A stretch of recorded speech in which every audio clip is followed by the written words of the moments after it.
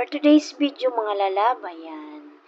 Surprise to mga lalab. Hindi ko talaga alam na uuwi yung asawa ko ngayong araw. Ayan.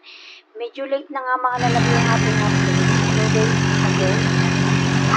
Ayan mga lalab, nasa biyahe pala kami yan. Aliyah, kasama namin si Papa. So nandyan nga kami mga lalab sa Cruising Bula kasi ang sabi ng aking asawa ay nasa biyahe na siya mga lalab. Nakasakay siya ng bus. So ngayon, naghihintay lang kami dyan ni Papa kasi dyan dadaan yung bus na sinasakyan niya. Ang sabi niya sa akin ay nasa Amihan bus daw siya nakasakay. So ngayon, dahil si Aliyah ay naiinip na kasi sobrang tagal mga lalab, ayan, tinarga ko siya, bumaba kami ni Aliyah sa tricycle.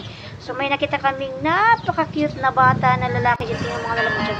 Kabidyon mo kami pa. Para mga lalaki dyan time na nandiyan na pala si daddy ng mga lalaki. Naiyak ng mga lalaki.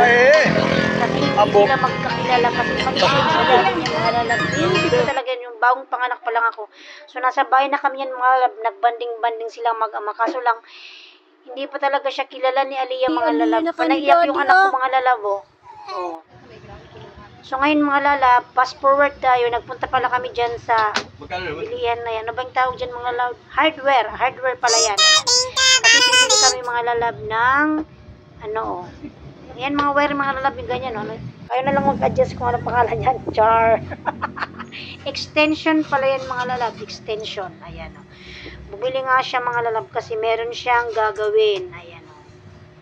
Ayan, pinutol na ni Ating. Ayan. So, dahil napakatagal niya dun mga lalab, ginawa namin alin, naglakad kami, naganap kami mga lalab ng milk tea. Ayan, oh. Sobrang napakainit mga lalab, kaya nakapayong kami ni Aliyah, oh.